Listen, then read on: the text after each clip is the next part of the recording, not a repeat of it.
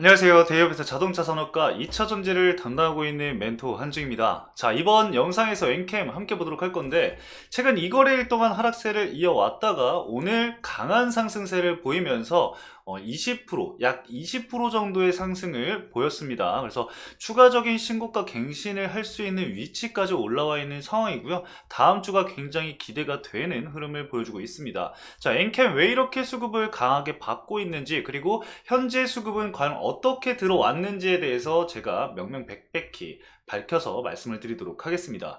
수급적인 측면이 저는 사실 지금 현 시점 가장 중요하다라고 말씀을 드릴 수 있을 것 같습니다. 왜냐? 이슈는 여러분들도 이미 다 알고 있는 이슈들입니다. 그 이슈들로 인해서 추후에 결과적으로 실적까지 사실 이어져야지만 완벽한 상승을 그릴 수가 있거든요. 근데 단기적으로 좀 강한 상승세가 나왔기 때문에 현재로서는 이 수급적인 부분들이 뒷받침을 해줘야지 주가가 하락하지 않고 계속해서 추가 상승이 나올 수 있기 때문에 우리는 뭘 봐야 한다? 바로 돈의 흐름인 이 수급적인 부분들을 체크를 해야 한다라고 말씀을 드리고 있습니다. 그래서 제가 엔캠 꾸준히 이제 수급적인 부분을 여러분들에게 말씀을 드리고 있죠. 그래서 수급이 이탈이 나온 경우, 그리고 새로운 수급이 들어온 경우에 대해서 모두 말씀을 드리고 있으니까요. 우리 엔캠 주주님들이라고 한다면은 저희 채널 구독 한 번씩 눌러주시고, 엔캠 매도하시는 그날까지 저 멘토 한중이가 해드리는 분석 내용들, 수급적인 내용들, 그리고 이슈 해석들까지 모두 함께 보시면서 대응 전략 구상해 가셨으면 좋겠습니다. 자, 본격적으로 엔캠 함께 보도록 하겠습니다. 자, 엔캠 먼저 차트 보도록 할 건데요. 오늘 차트가 정말 어마어마한 장대 양봉을 형성을 했습니다. 직전 2거래일 동안에는 사실 2차전지 관련주들이 굉장히 큰 낙폭을 보이면서 2차전지 전반적으로 밀렸던 시점이었거든요. 근데도 불구하고 엔캠은 자리를 잘 지켜주는 모습을 보여왔고, 일단 1차적인 10만원, 이 라운드 피겨 가격인 10만원 구간을 1차적으로 지켜줬다는 것도 긍정적으로 바라볼 수 있었던 부분이고, 조정이 나왔던 시점에서도 바로 다음 지지 구간이었던 10만 7천원 구간을 또 딛고 반등이 나오는 모습을 보이고 있습니다. 그리고 말씀드렸던 이 12만원 구간을 돌파를 하면서 거래대금도 어느 정도 나와주면서 돌파를 한 상황이죠. 그래서 이후에 조정이 나온다고 하더라도 12만원을 딛고 다시 반등이 나올 수 있는 시점이다. 그래서 12만원을 우리가 일단은 1차적인 지지 구간으로 현 시점에서는 잡고 대응 전략을 구상해 나아가시면 좋을 것 같습니다. 자, 그리고 이제 위로는 사실상 이 전고점이기 때문에 전고점 돌파 여부에 따라서 우리가 좀 더 지켜봐야 되겠죠. 전고점을 돌파를 하게 되면은 위로는 이제 무궁무진하게 열리기 때문에 그때부터는 이제 적정 구간까지 익절 라인을 좀 정해 두신 다음에 그 익절 라인에서 이제 주가가 이탈을 하게 되면은 조금씩 확정 수익을 챙겨가는 그런 분할 매도 전략도 가져갈 수 있으니까요. 참고해 주시고 보시면 좋을 것 같습니다. 자, 수급 먼저 볼까요? 아니면 이슈 하나 먼저 보도록 할까요? 수급을 좀 뒤에 말씀을 드리는 게 낫겠죠. 자, 먼저 이슈를 함께 보도록 할 건데, 잠시만요. 자, 제가 기사를 하나를 가지고 왔습니다. 아마 여러분들, 우리 주주분들이라면은 이미 보셨을 것 같아요. 어제 나온 기사인데 제가 잠깐 가지고 왔습니다. 공시가 하나 나왔죠. 엔캠 800억 규모의 단기 차입금 증가를 결정을 했다라고 공시를 했다라고 해요. 자, 단기 차입금이 증가를 했다라는 것은 빌린 돈이 그만큼 늘어난다, 부채가 늘어난다는 뜻인데, 원래는 이런 부분들이 악재로 받아들여지는 부분도 있습니다. 하지만 엔캠의 경우에는 긍정적인 시각으로 받아들여질 수밖에 없죠. 왜냐? 엔캠은 현재 주가 상승이 나오는데 기대감으로 인해서 주가 상승이 나오고 있는 거고, 바로 성장성에 대해서 기대감으로 인해서 주가 상승이 나오는 거기 때문에 이런 차입 목적에 대해서가 굉장히 중요합니다. 근데 차입 목적이보다 운영자금과 그리고 해외 증설자금 확보다 라고 얘기를 하죠. 자, 엔캠은 앞으로 이 해외의 공장을 꾸준히 증설을 하면서 캐파를 늘려갈 공격적인 투자를 진행을 하고 있습니다. 그래서 단기적으로는 이 글로벌 2위를 진행을 하고 2026년에는 글로벌 1위까지도 노려보겠다라는 포부를 보이고 있는 기업이기 때문에 이런 공격적인 증설에는 당연히 돈은 필요하겠죠. 자, 주가가 상승이 나왔기 때문에 사실 이런 것도 가능하다라고 저는 생각을 합니다. 만약에 2차전지 영향을 받으면서 주가가 큰 폭으로 하락을 했다라고 한다면은 이런 차익 부분도 좀 부정적이게 시장에서 받아들일 수 있는데, 주가가 상승을 한 시점, 주가가 많이 올라온 시점에서 이런 차익금 증가가 나오다 보니까 오히려 호재로 생각을 해서 주가 상승이 좀 강하게 나왔던 부분도 있다라고 볼 수가 있습니다. 자, 그러면은 우리가 중요한 부분 바로 뭐죠? 수급이죠. 수급도 한번 살펴봐야 합니다. 자, 오늘 개인들의 매도 물량이 굉장히 강하게 나왔습니다. 그 물량을 외국인이 가져갔어요.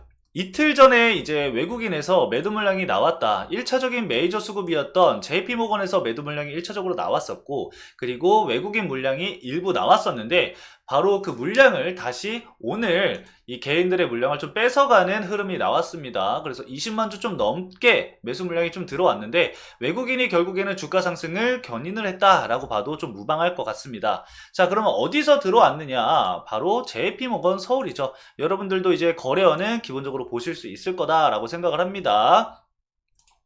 자, 거래원을 보시면은 JP모건 쪽에서 순 매수세가 유입이 된 걸 볼 수가 있습니다. 자, 근데 이게 있죠. 매도 상위에 이제 JP모건이 있지 않기 때문에 JP모건에서 매도 물량 한 거는 찍혀 있지 않습니다. 다만 순 매수세가 강하게 들어온 걸로 봐서는 JP모건 서울에서 들어온 매수세는 순 매수세일 가능성이 굉장히 높다라고 볼 수가 있겠습니다. 그래서 주가 상승이 강하게 나오기 시작했던 시점부터 좀 살펴보면은 60일 기준으로 우리가 봤을 때 당연히 1위는 어디다? 미래에셋이다. 그리고 나서 삼성증권이 현재 36만 주를 보유를 하고 있는데, 주가가 하락했을 때도 이 삼성증권은 매도를 진행을 하지 않고 뭐 했다?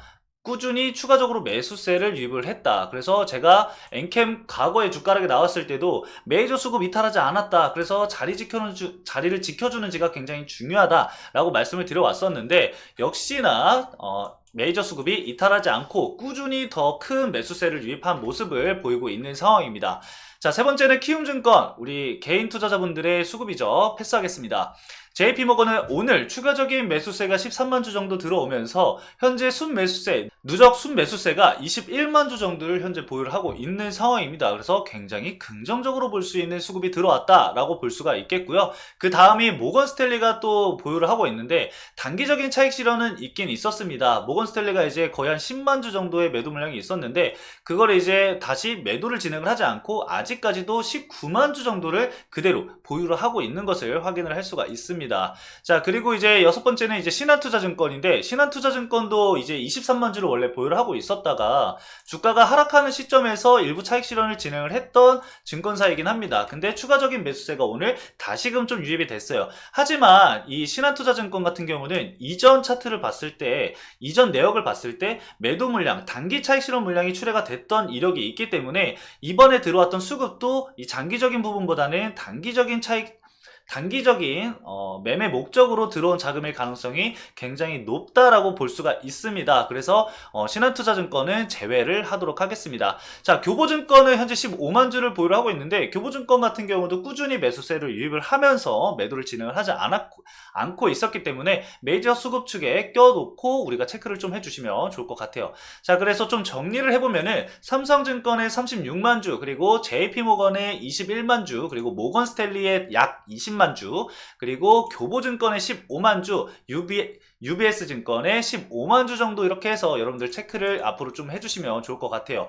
NH투자증권도 원래 20만 주 정도를 보유를 하고 있었지만 10만 주 정도 매도 물량이 나오면서 차익 실현 물량도 어느 정도 나왔기 때문에 배제하고, 앞으로 제가 말씀드렸던 삼성, JP모건, 모건스탠리, 교보, UBS증권까지 총 5개 증권사가 메이저 수급이 들어오고 있다라고 체크를 좀 해주시면 될 것 같습니다. 그래서 이 메이저 수급들이 이제 이탈을 하게 된다고 한다면은 뭐다? 이제 제가 이렇게 말씀드리면 여러분들 자동적으로 나와야 합니다. 뭐다? 바로 하방 압력이 강해질 가능성이 높다. 그거는 단기적인 조정 구간이 나올 수 있는 흐름으로 바뀔 수 있으니까 여러분들이 메이저 수급들은 항상 꼭 체크를 해주시고, 단기적으로 대응을 하든 중장기로 대응을 하든 이런 수급적인 부분들은 여러분들이 꼭 체크를 해주시면서 대응 전략을 가져가시는 게 좋을 것 같다라고 좀 말씀을 드리겠습니다.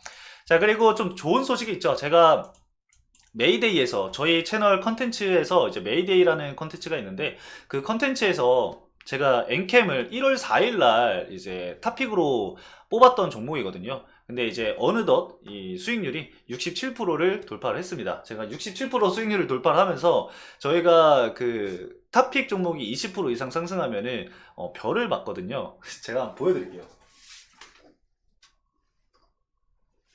자, 이렇게 지금 보이실지 안 보이실지 모르겠는데 혹시 보이시나요?